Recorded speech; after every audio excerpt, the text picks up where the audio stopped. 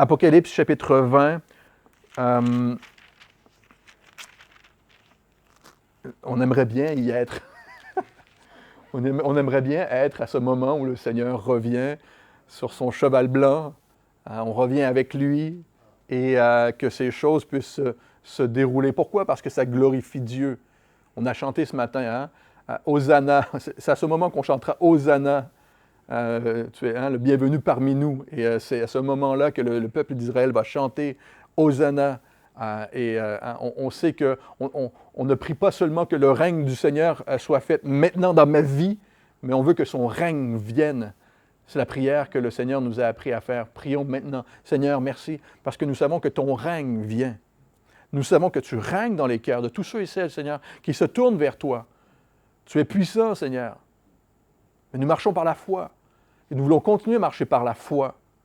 C'est ce que tu nous as demandé de faire, de t'obéir.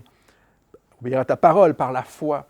Nous savons que tu règnes, que tu es grand, tu es dans les cieux, au-dessus des cieux, comme disait David. Mais nous savons que ton règne vient aussi. Et nous voulons continuer à te prier que ton règne vienne. Nous t'attendons, Seigneur. Ensemble ce matin, on te prie. Et on te dit, nous t'attendons. Hosanna. Maranatha. Viens, Seigneur, viens. On a hâte d'être avec toi. Et on te prie maintenant que nos cœurs, Seigneur, soient remplis de ta parole. Esprit Saint, nous voulons être remplis de toi.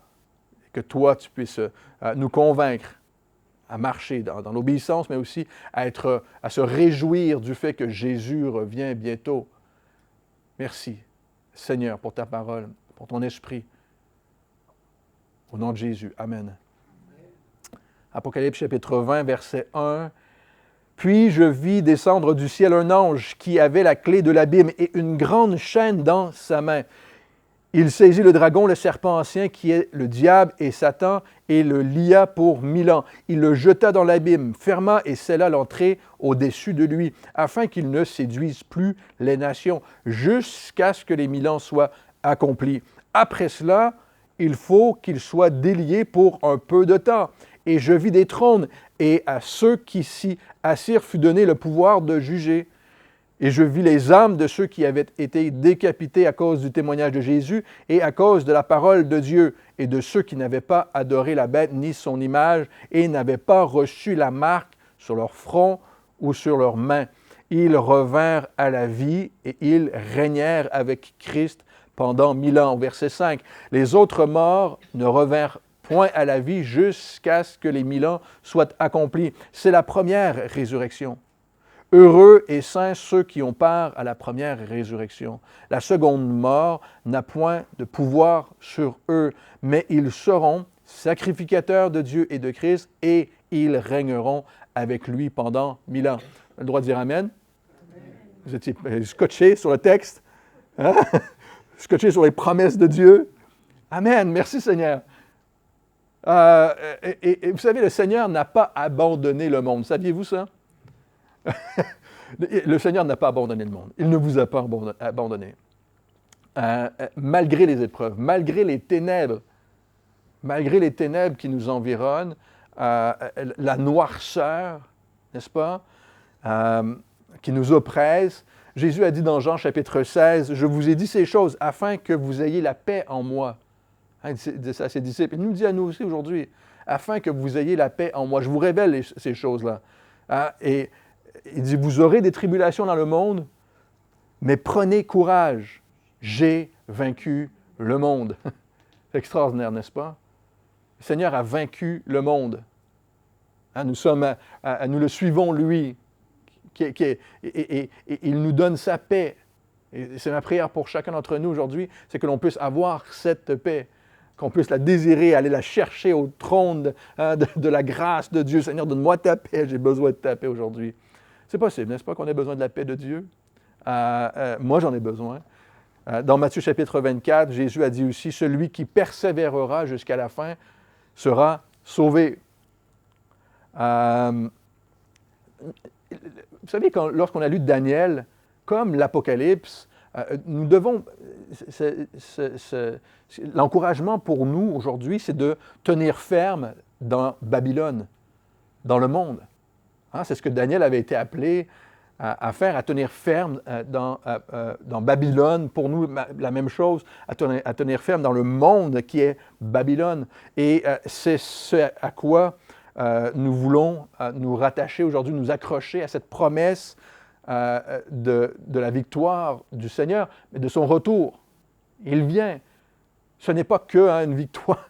Maintenant, ce sera une petite victoire. Il a eu la victoire sur ma vie, sur mon péché, parce que je me suis abandonné à lui. Mais le Seigneur revient bientôt. Il va régner. Il va régner. Et c'est à cette promesse, ce Maranatha, que nous voulons nous encourager, nous accrocher. Le Seigneur viendra chercher son Église avant la grande tribulation, cette heure de l'épreuve, comme il est dit dans Apocalypse chapitre 3, et avant que le jugement de Dieu tombe sur la terre. Et il y a toutes ces choses qui se suivent, une après l'autre dans l'Apocalypse. Et il n'y a pas de... Dans l'Apocalypse, il n'y a pas de séparation entre les chapitres. Nous, on s'arrête, parce que sinon, on peut faire ça si vous voulez. On peut faire l'Apocalypse ensemble pendant une semaine. Ça pourrait être pas mal. Ça pourrait être beaucoup ici. Mais nous, on s'arrête. Mais il n'y a pas de séparation entre les chapitres. Et on a vu au chapitre 19, Jésus qui descend avec ses armées, avec nous, qui le suivons, pour ce qui est de la bataille de l'Armageddon, et où il va vaincre les armées, les rois qui se sont assemblés pour lui faire la guerre,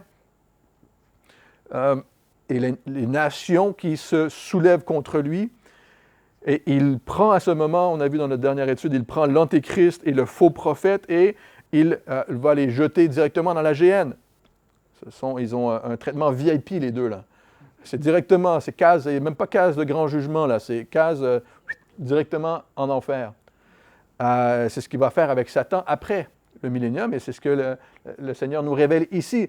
Ensuite, lorsqu'il a jeté l'Antichrist et le faux prophète dans la géhenne, il va lier Satan. Il va lier Satan et les nations seront jugées à ce moment. Il est lui qui vient, le roi des rois, le Seigneur des seigneurs, et il va établir son royaume. Et à ce moment, quelque part, entre son entrée et sa victoire sur les armées qui veulent lui faire la guerre, mais qui seront détruites, Jésus vient toucher, on le sait dans Zacharie chapitre 4, Jésus vient toucher le mont des Oliviers. Zacharie chapitre 14, où il nous dit « L'Éternel paraîtra et il combattra ces nations, comme il combat au jour de la bataille. Ses pieds se poseront en ce jour sur la montagne des Oliviers, qui est vis-à-vis de Jérusalem. » Belle image qu'on a ici derrière. Avez-vous remarqué que c'est ça l'image? Elle est un peu embrouillée, là. Mais ici, c'est la vue, et on a le dôme du roc qui est là, et ça serait Jérusalem, c'est un peu l'idée, en meilleure qualité, là, mais c'est un peu grand. Mais c'est l'image que Jésus aura lorsqu'il va arriver. Ça, c'est le mont des Oliviers, et on regarde à Jérusalem. Et donc, il va venir du côté de l'Orient, et la montagne des Oliviers se fendra par le milieu lorsque Jésus viendra. Zacharie chapitre 14. Ici, Jean voit cette séquence d'événements qui se produisent chronologiquement, une après l'autre, et qui continuent ce qui se produit. Il dit, puis je vis. Ensuite, il dit ça 4 fois dans le chapitre 20. Et on l'a vu 3 fois dans le chapitre 19. Puis je vis descendre du ciel un ange qui avait la clé de l'abîme et une grande chaîne. Il saisit le dragon, le serpent ancien, qui est le diable, Satan, et le lia pour 1000 ans. Il va le jeter dans l'abîme. Il va fermer, sceller l'entrée au-dessus de Satan, afin qu'il ne séduise plus les nations, jusqu'à ce que les 1000 ans soient accomplis. Après cela, il faut qu'il soit délié encore un peu de temps. Et on va voir ça aussi, ces événements-là, dans nos prochaines études. Mais Satan et les démons, aucune raison de croire que les démons ne le suivent pas, seront jetés. Vous vous souviendrez lorsque Michael jette Satan et les anges sur terre. Il y a un combat au ciel, pendant la grande tribulation, dans Apocalypse chapitre 12, à un moment, ils sont jetés, et Satan et les démons sont jetés sur terre. Ils n'ont plus accès au ciel. Et ils allaient tenter, et c'est une des grandes épreuves de la grande tribulation, ils vont tenter, séduire, tourmenter la terre où le Saint-Esprit ne sera plus là. Apocalypse chapitre 12, verset 12, « Malheur à la terre, il est dit, et à la mer, car le diable est descendu vers vous, animé d'une grande colère, sachant qu'il a peu de temps. » Il a une puissance et un temps limité, Satan, à chaque fois, mais il le sait, il attend ce temps. La seule chose qu'il sait, Satan, c'est la parole de Dieu, je vous assure.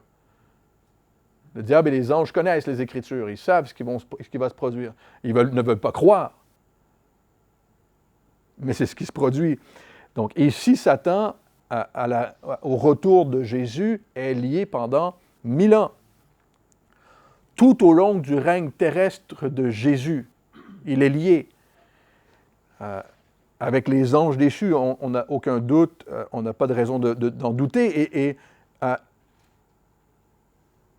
ils ne pourront plus ici séduire les nations. La parole nous dit. On voit un ange dans Apocalypse chapitre 9, à qui on a remis la clé de l'abîme, vous vous souviendrez, et qui laisse sortir des démons, qui sera aussi une autre grande épreuve pour la terre. Il y aura des démons qui, pour tourmenter la terre, ce sera une grande épreuve pour la terre, mais on ne sait pas qui est cet ange, peut-être le même ici, qui reçoit la clé de l'abîme au chapitre 9, mais sauf qu'ici, il a en plus, non seulement la clé de l'abîme, mais il a une grande chaîne. C'est jamais bon signe quand tu arrives avec une chaîne. Il y a quelque chose qui ne va pas là. Soit que tu vas tirer une voiture, ou soit que tu vas attacher Satan. Et ici, c'est attacher Satan. Encore une fois, le pouvoir de Satan est limité. Il est limité. Il l'a toujours été. Même aujourd'hui, saviez-vous? Jude, verset 6, nous dit que Dieu a réservé pour le jugement du grand jour, enchaînés éternellement par les ténèbres, les anges qui n'ont pas gardé leur dignité. Il a réservé, il les a enchaînés éternellement par les ténèbres, mais qui n'ont pas gardé leur dignité, mais qui ont abandonné leur première ou leur propre demeure. Dieu a déjà enchaîné spirituellement, mais il va les enchaîner au grand jour éternellement. 2 Pierre chapitre 2 nous dit aussi que les anges qui ont péché ont été jetés dans l'abîme et livrés aux chaînes des ténèbres. Il y a vraiment une part spirituelle aussi à cela. Donc Satan sera lié physiquement, empêché, retenu pendant 1000 ans et jeté dans l'abîme, dont on fermera et scellera l'entrée au-dessus de lui. Satan sait à quoi il est destiné. Satan sait à quoi il est destiné ou prédestiné parce que l'Écriture lui révèle, tout comme ça nous est révélé à nous. Aujourd'hui, Satan profite de la déchéance du monde. Profite de cette déchéance pour séduire le monde. Il attend toutes les opportunités qu'on lui donne, qui sont devant lui, pour tenter de séduire le monde. Vous êtes avec moi ce matin, hein? Il y a une vraie réalité spirituelle autour de nous. Il n'a aucune autre intention que de perdre le monde. Aucune. Depuis sa rébellion, où Satan et les anges n'ont pas gardé leur propre demeure, Dieu nous dit, au moment où il a tenté Adam et Ève, il n'avait aucune autre intention. Au moment où il a cru qu'il pourrait avoir la victoire lorsqu'on a cloué Jésus à la croix, lorsqu'il est allé au tombeau, Satan pense que c'est lui qui liait Jésus. Pilate a dit, lorsque dans Matthieu chapitre 27, on a beaucoup de passages, Je vous en lis quelques-uns, on va tourner ensemble tout à l'heure. Mais Pilate a dit de monter la garde. Lorsqu'on a mis Jésus au tombeau, il a dit « montez la garde ». Matthieu 27, et ils s'assurèrent du sépulcre au moyen de la garde, après avoir scellé la pierre. C'est le même mot ici que pour Satan qui est lié et scellé dans l'abîme. Mais Satan restera scellé, vous savez. Satan restera scellé, lié et scellé pendant le temps que Dieu l'ordonne. Jésus n'a pas pu être retenu. Actes chapitre 2 nous dit, Dieu l'a ressuscité en le délivrant des liens de la mort, parce qu'il n'était pas possible qu'il soit retenu par elle. J'espère que vous êtes avec moi ce matin. Rien ne pouvait retenir, lier Jésus. Rien. Et vous vous souviendrez, ensuite, un ange est venu à rouler la pierre du tombeau qui était déjà vide. De la même manière, la parole nous dit que nous sommes nous-mêmes scellés du Saint-Esprit. Vous savez quoi? C'est probablement un des plus grands encouragements pour un chrétien ou une chrétienne aujourd'hui. Être scellé du Saint-Esprit. Avoir reçu cette marque que nous sommes enfants de Dieu, que nous lui appartenons, que nous sommes protégés, que nous sommes sauvés en Christ. Là doit résider la joie de notre salut. Vous êtes avec moi, hein? C'est là où doit résider notre...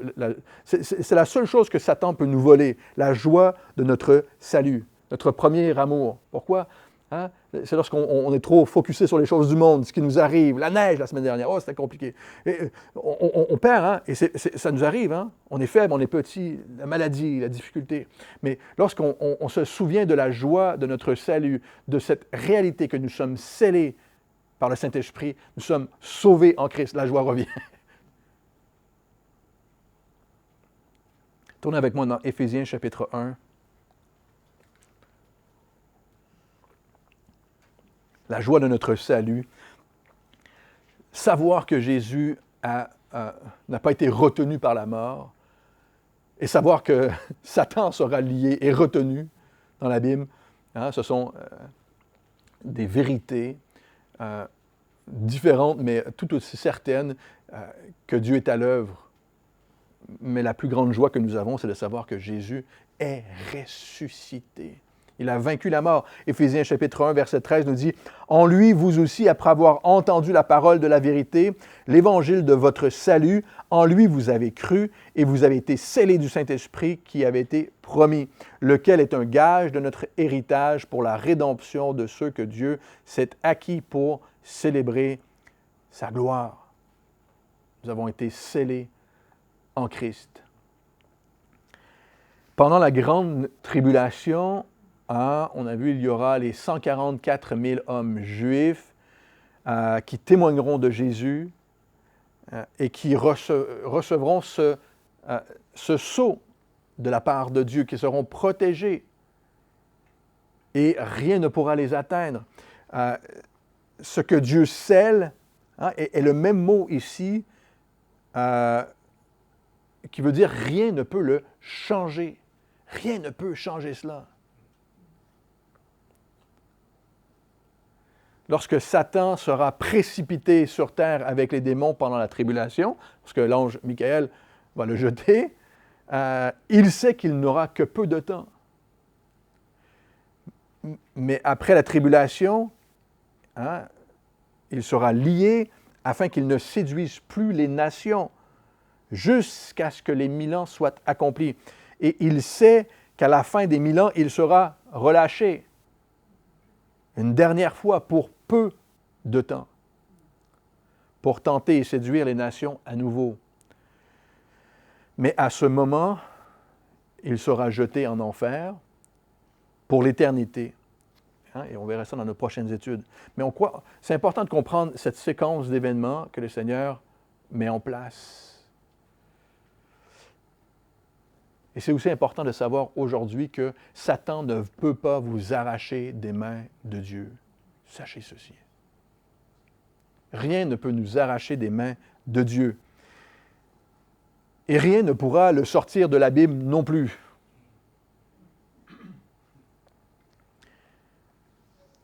Aujourd'hui, il peut nous tenter, mais nous pouvons aussi lui résister. Résister à la tentation. Nous pouvons douter, mais nous pouvons résister au doute. Alors, toutes ces choses qui parfois bataillent dans notre cœur et dans notre chair, Satan ne peut pas te faire faire quelque chose que tu refuses de faire. Il ne peut pas mettre le blâme toujours sur Satan. Hein? Au contraire, mais tu peux puiser ta force en Christ. On peut réellement puiser notre force en Christ pour vaincre l'ennemi. Jacques, chapitre 4, nous dit « Soumettez-vous donc à Dieu, résistez au diable, et il fuira loin de vous. » Deux choses ici. Hein? Soumettez-vous à Dieu, et ensuite, résistez au diable. Et c'est l'idée ici que les nations ne puissent pas être tentées à ce moment, séduites, pendant les 1000 ans de règne ou de royaume, comme la parole l'appelle à maintes reprises, hein? Le royaume de Dieu. La parole l'appelle à maintes et maintes reprises. L'expression que nous, on connaît, millénium, les 1000 ans, qui est tirée seulement du latin. C'est une expression qui vient de la traduction latin, qui veut dire milleannum. J'ai envie de faire l'accent en italien, là, je ne sais pas pourquoi, là. Mais c'est milleannum qui veut dire 1000 ans. D'où l'expression millénium qu'on a gardée. Et en grec, c'est chiliade, ou kiliade, le mot pour 1000 ans. Tu peux appeler ça le règne, le royaume, appelle-le comme tu veux, c'est 1000 ans, et c'est ce qui va se produire. Et tu peux l'appeler le millénium aussi. C'est la même chose que Dieu nous montre ici. Et au travers de la Bible, ces événements, plusieurs événements qui ont été annoncés se sont littéralement produits. Toutes les paroles, les prophéties annoncées se sont produites telles qu'annoncées. Lorsqu'on pense à des chiffres dans la Bible, 70 ans de captivité pour le peuple babylonien, c'est produite littéralement. Jésus qui est mort et ressuscité après 3 jours, ça s'est produit littéralement. Les 2 témoins de l'Apocalypse qui vont témoigner pendant 1260 jours va se produire littéralement. Le peuple s'enfuit et sera protégé, le peuple d'Israël protégé dans le désert pendant 1260 jours. Ce sont des choses qui vont se produire. 7 années de tribulation, ce n'est pas symbolique. Et rien ne nous laisse croire, ou voudrait nous laisser croire que 1000 ans de règne terrestre de Jésus, ici répété à plusieurs reprises, est symbolique non plus. Tout ça, 1000 ans, c'est 1000 ans. Dieu a un plan qu'il va réaliser au travers son règne. Et vous savez, Satan n'est pas lié présentement. S'il l'est, il est mal attaché.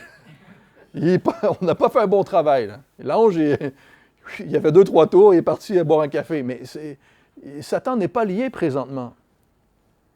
S'il était lié, tu n'aurais pas besoin de résister. À l'inverse de ce que la parole nous dit. Tout ça n'est pas symbolique, c'est littéral. Dans l'Ancien Testament, 1845 références au Messie qui régnera sur le monde.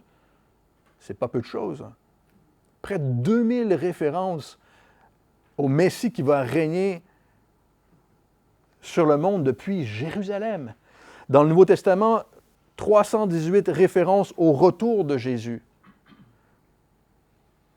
qui est réparti sur presque la totalité des livres, 23 des 27 livres, qui est certainement le sujet le plus abordé du Nouveau Testament.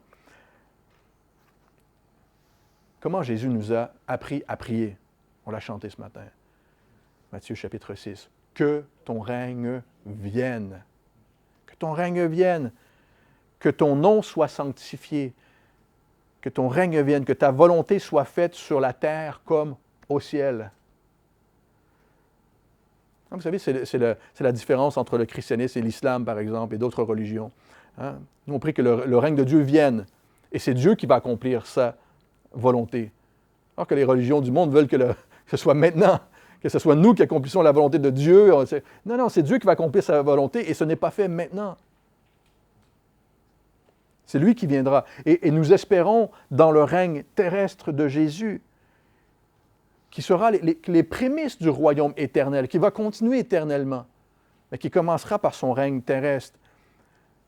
Mais Paul a dit ceci, 1 Corinthiens chapitre 15, « Car il doit régner. » 1 Corinthiens chapitre 15, verset 25 nous dit, « Car il faut qu'il règne jusqu'à ce qu'il ait mis tous ses ennemis sous ses pieds. Le dernier ennemi sera réduit à l'impuissance, c'est la mort. » Mais Paul nous a dit, car il faut qu'il règne. La parole est claire, il faut qu'il règne. J'espère que ça peut être un chant, un refrain pour vous dans vos cœurs. Car tu dois régner, Seigneur. Car tu dois régner. Et donc, pendant que Satan est lié pendant 1000 ans, Jésus va régner enfin sur terre.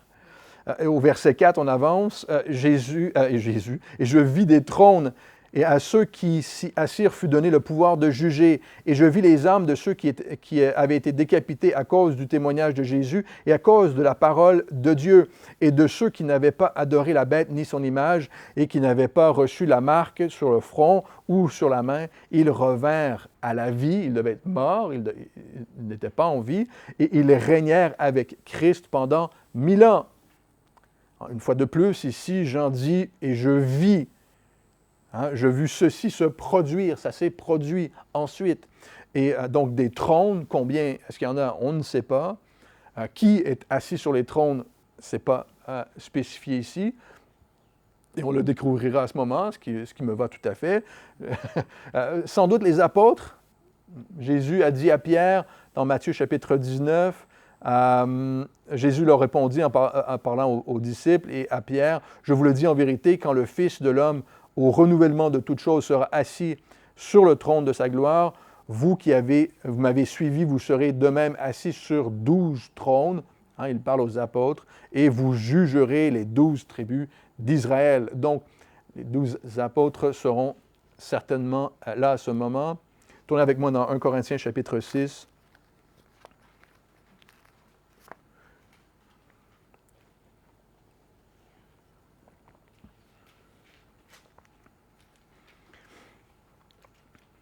Bataille de l'Armageddon.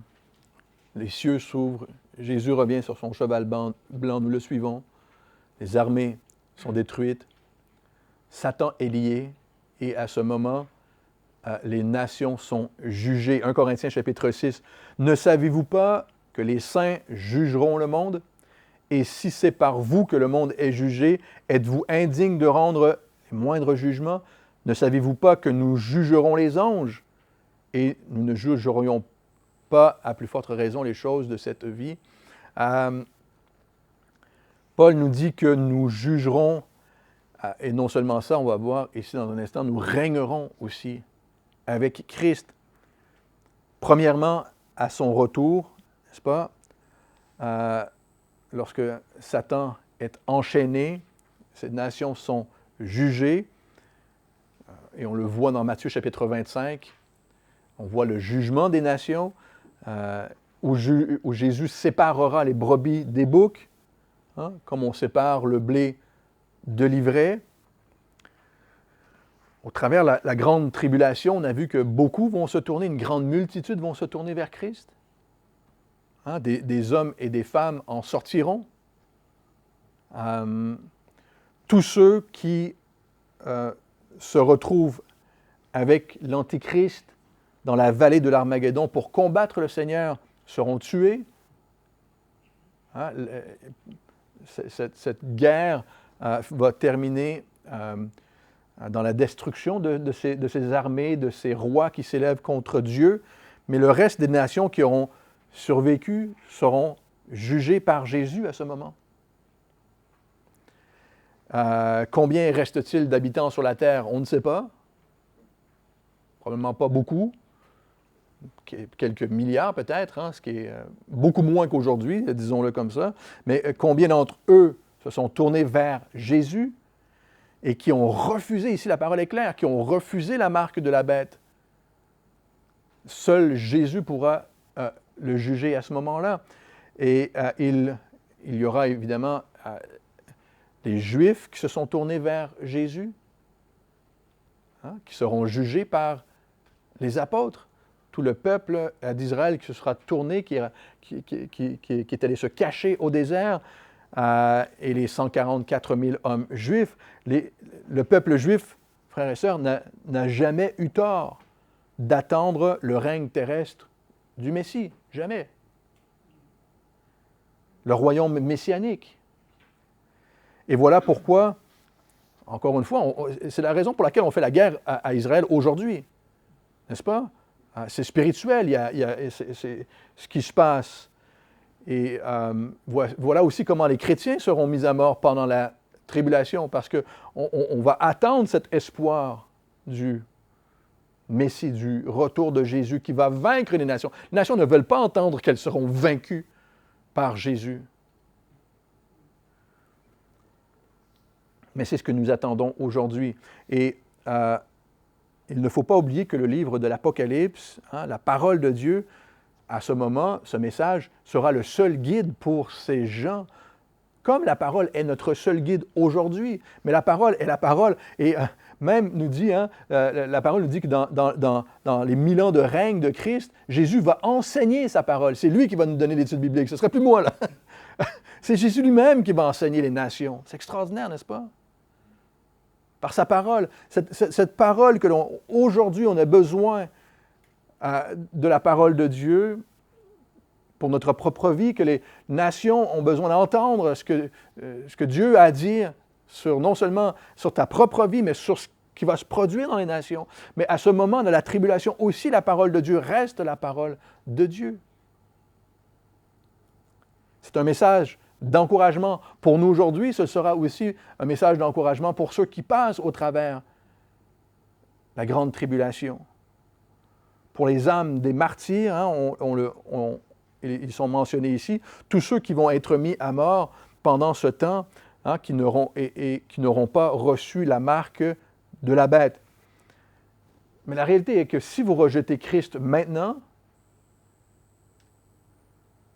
et que l'enlèvement de l'Église survient, hein, ce que nous souhaitons, ce que nous attendons, si on rejette Christ maintenant, que l'Église est enlevée, la seule chose que l'on veut dire à ces personnes qui entendent ce message, c'est « Tournez-vous vers Jésus ». C'est un signe de plus que la parole est véritable. Il ne reste que peu de temps pour se tourner vers Christ. La vérité, c'est qu'il nous reste peu de temps dans notre propre vie. On ne sait pas quelle est l'heure de notre fin. Chacun de ces moments est un moment ou un appel pour se tourner vers Jésus. C'est aussi un moment pour prêcher l'Évangile. Pour nous, aujourd'hui, à ce moment dans la grande tribulation. Le message que l'on pourrait dire à ceux qui vont se retrouver dans la grande tribulation, c'est « refuser la marque de la bête ». Aujourd'hui, on a créé un peu de paranoïa parmi les chrétiens au travers des décennies. Là.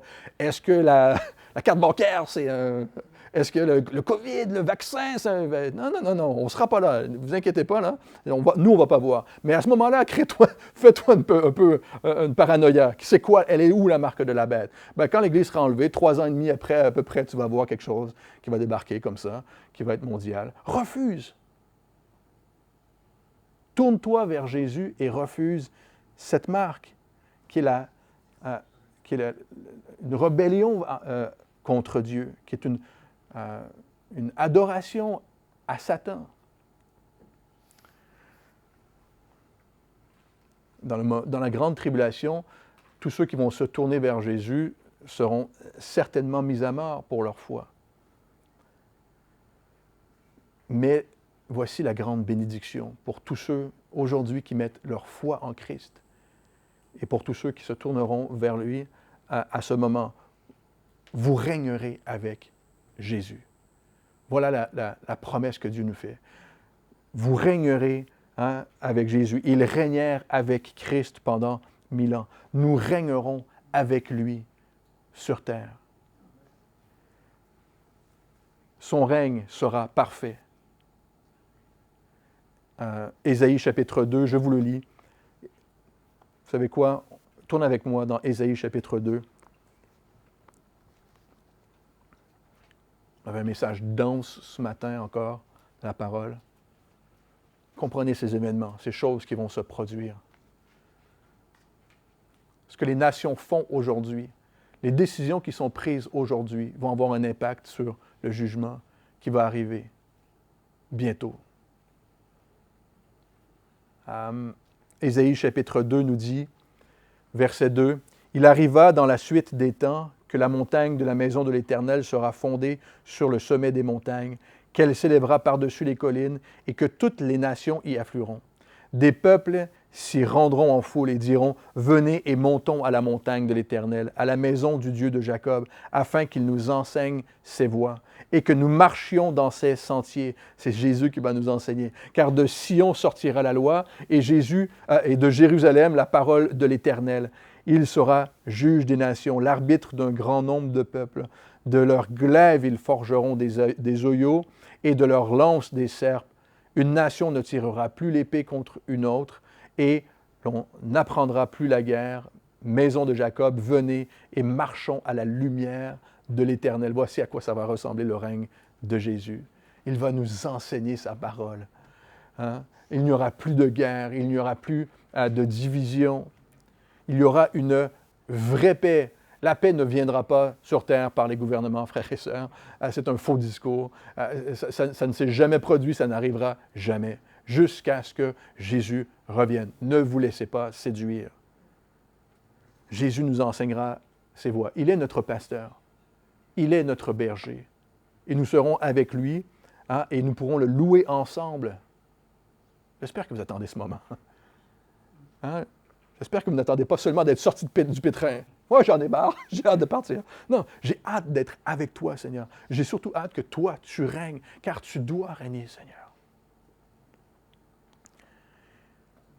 Dans ces 1000 ans, la parole nous dit qu'il y aura des décès, qu'il y aura des naissances, qu'il y aura des décès pendant les 1000 ans, mais que les hommes vivront longtemps. Ceux qui mourront à 100 ans, ce sera jeune. C'est ce que la parole dit. Pourquoi?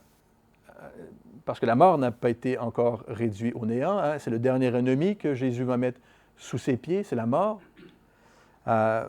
Ceux qui règnent avec Christ, nous serons ressuscités. Nous revenons ressuscités, mais chacun ou chaque personne qui entrera dans le règne de Jésus aura à mettre sa foi en Christ et suivre le roi de gloire dans un règne parfait, sans la tentation de Satan. Sans la tentation qui nous est aujourd'hui environnante, jusqu'au moment où Satan sera relâché pour un court moment vers la fin du règne de 1000 ans de Jésus sur terre, et ensuite Satan sera jeté en enfer. Et après vient le jugement dernier. Et la nouvelle terre et les nouveaux cieux, ce que l'on va voir dans nos prochaines études. Il y aura le temple à Jérusalem pendant le règne de Jésus. Pourquoi? Pour qu'il y ait des sacrifices à la mémoire de l'agneau, de ce que l'agneau a accompli. Et comme l'on fait aujourd'hui avec la communion, c'est en mémoire de ce que Jésus a fait. Et en mémoire, et non seulement pour célébrer la puissance de sa rédemption. Nous célébrons le Seigneur, on va célébrer le Seigneur parfaitement. C'est la raison pour laquelle il doit régner. On va le célébrer parfaitement. Il va régner parfaitement sur cette terre. Alors que le péché ne régnera plus, lui, dans nos corps, comme il règne aujourd'hui. Dans Ésaïe chapitre 33, nous dit que pendant le règne de 1000 ans, aucun habitant ne dit « je suis malade ». Le peuple de Jérusalem reçoit le pardon de ses iniquités. Ésaïe chapitre 35 ensuite une sublime description du règne de Christ, je vous le lis. « Fortifiez les mains languissantes et affermissez les genoux qui chancellent. » Comment? « Dites à ceux qui ont le cœur troublé, prenez courage. Ne craignez point, voici votre Dieu. La vengeance viendra, la rétribution de Dieu. Il viendra lui-même, nous dit Ésaïe, et vous sauvera. Alors s'ouvriront les yeux des aveugles, s'ouvriront les oreilles des sourds, alors les boiteux sauteront ou sautera comme un cerf, et la langue du muet éclatera de joie. Ésaïe 65 aussi nous dit « Je ferai de Jérusalem mon allégresse et de mon peuple ma joie. On n'y entendra plus le bruit des pleurs, ni le bruit des cris. Il n'y aura plus ni d'enfants, ni de vieillards qui n'accomplissent leur jour.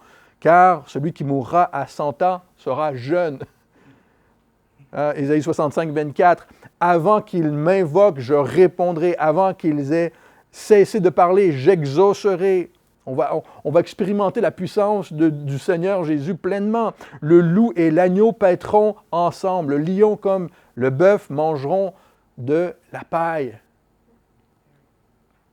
On nous parle du règne terrestre, sur terre ici. Pas des nouveaux cieux et de nouvelles terres. Les nouveaux cieux et les nouvelles terres, ça va être encore plus merveilleux. Tout le monde va être glorifié. On y vient bientôt. Hein? Zacharie chapitre 8 nous dit essentiellement la même chose. Hein? Il y a beaucoup de prophéties au sujet du règne terrestre de Jésus. Le bœuf, on termine dans un instant, le bœuf et le lion mangeront de la paille. C'est intéressant. Certains pensent que même les hommes vont être végétariens. C'est là où je ne suis pas converti encore. Ce n'est pas dit ici, hein, c'est dit que le lion et le bœuf mangeront de la paille, pas moi. En tout cas, peu importe ce que le Seigneur a pour nous, on va être heureux, n'est-ce pas? Chacun pourra profiter pleinement de la puissance salvatrice et rédemptrice de Jésus, que nous souhaitons aujourd'hui, n'est-ce pas? On souhaite ça, on veut voir le Seigneur agir, on voudrait voir chaque maladie guérie, chaque personne sauvée, on veut voir ces choses. C'est les choses, et c'est bien d'aspirer à ces choses que le Seigneur va mettre évidemment en place parfaitement pendant son règne. Pourquoi? C'est parce que ce n'est pas le cas aujourd'hui. On a encore quelques maladies parmi nous là, pour nous prouver que ce n'est pas encore le cas aujourd'hui. Encore la tentation. Mais on veut et on désire que le Seigneur puisse régner de cette manière. Et à un moment, nous assisterons même à la destruction de la mort. Et on termine avec ceci aujourd'hui au verset 5. L'Apocalypse chapitre 20. « Les autres morts ne revinrent point à la vie, hein, ne revinrent point du séjour des morts, jusqu'à ce que les 1000 ans soient accomplis. C'est la première résurrection. Heureux et saints ceux qui ont part à la première résurrection. » Jésus est le premier ressuscité. 1 Corinthiens chapitre 15 nous répète, hein, « Christ est ressuscité des morts, il est les prémices de ceux qui sont morts. » Il a ouvert le chemin. La première résurrection, c'est une catégorie, ce n'est pas juste un événement, c'est vraiment une catégorie hein, en Christ, qui sont morts en Christ. Et tous ceux qui sont morts en Christ, hein, des saints de l'Ancien Testament, jusqu'aux martyrs ici de la tribulation, font partie de cette première résurrection. Heureux et saints ceux qui ont part à la première résurrection. Pourquoi? 2 bénédictions ici y sont attachées. La seconde mort n'a point de pouvoir sur eux. Ce qui signifie à ce moment-là, au retour du Christ, qu'on est sorti d'affaire en ce qui concerne le jugement final. C'est extraordinaire de savoir que nous sommes sauvés et que nous sommes sauvés de la mort éternelle. Pas seulement sauvés maintenant d'un pétrin, d'une difficulté, mais sauvés de la mort éternelle, frères et sœurs. Si nous sommes nés une fois, on l'a dit, vous connaissez ce dicton, si nous sommes nés une fois, nous mourrons 2 fois. Si nous sommes nés 2 fois, nous mourrons qu'une seule fois. Hein, si tu es né de nouveau, par la foi en Jésus, au retour de Jésus, tu auras ton corps ressuscité et la mort n'aura plus jamais d'emprise sur toi. Qui attend ce jour? La mort n'aura plus jamais d'emprise sur toi. Et certainement pas le péché. Mais le seul moyen que la mort n'ait plus d'emprise sur toi, c'est si tu mets ta foi en Jésus maintenant. Maintenant. C'est possible. C'est possible que l'on va mourir avant que Jésus vienne chercher son Église. C'est tout à fait possible. Alors que si tu n'as pas mis ta foi en Jésus et que tu meurs, à ce moment, tu feras face au jugement éternel. L'autre bénédiction de mettre sa foi en Jésus est que pendant les 1000 ans de règne de Jésus, ils seront sacrificateurs de Dieu et de Christ et ils régneront avec lui pendant 1000 ans. Non seulement la mort n'a plus d'emprise sur toi, tu ne feras pas face à cette mort, mais tu seras sacrificateur et tu régneras avec Christ. Quel privilège! Quel privilège que le Seigneur nous annonce, d'être ressuscité avec Christ et régner avec lui. Sacrificateur de Dieu et de Christ. Certains pensent que c'est aujourd'hui que l'on peut faire avoir un gouvernement parfait, d'avoir une Église parfaite. Ce n'est pas possible. C'est à ce moment que ça va se produire. N'est-ce pas? Vivre et servir Dieu à Jésus parfaitement, par la puissance du Saint-Esprit. Avoir une louange parfaite. C'est ce que nous désirons maintenant, n'est-ce pas? C'est ce qui arrive, frères et sœurs. C'est ce qui nous attend. Apocalypse chapitre 5 avait dit, hein, tu as racheté pour Dieu par ton sang des hommes en parlant à l'agneau de toute tribu, de toute langue, de tout peuple, de toute nation. Tu as fait d'eux un royaume de sacrificateurs pour Dieu et ils régneront sur la terre, vous et moi. Et à ce moment, la volonté de Dieu sera faite parfaitement sur la terre. C'est un monde rêvé. Mais c'est plus qu'un rêve. C'est la vérité. C'est ce qui arrive. C'est ce qui nous attend. C'est ce que l'on peut annoncer pleinement, avec assurance. Prions. Seigneur, merci pour ta parole. Merci parce que tu nous donnes une vraie attente, Seigneur. Un espoir. L'espoir de te revoir, l'espoir d'être sauvé, Seigneur, de ce monde. L'espoir, Seigneur, que tu règnes et nous régnerons avec toi. Nous pourrons te servir, Seigneur. Pardonne-nous pour notre service parfois qui est pris, Seigneur, par les choses de la vie, qui est fatigué, Seigneur, qui est faible. On veut juste, Seigneur, t'être fidèle. On te prie de nous encourager aujourd'hui, d'encourager mes frères et mes sœurs, de nous encourager à t'être fidèles, à vouloir te servir, à t'obéir et à t'attendre, Seigneur, et à proclamer ton retour. Tu es venu et tu reviens bientôt.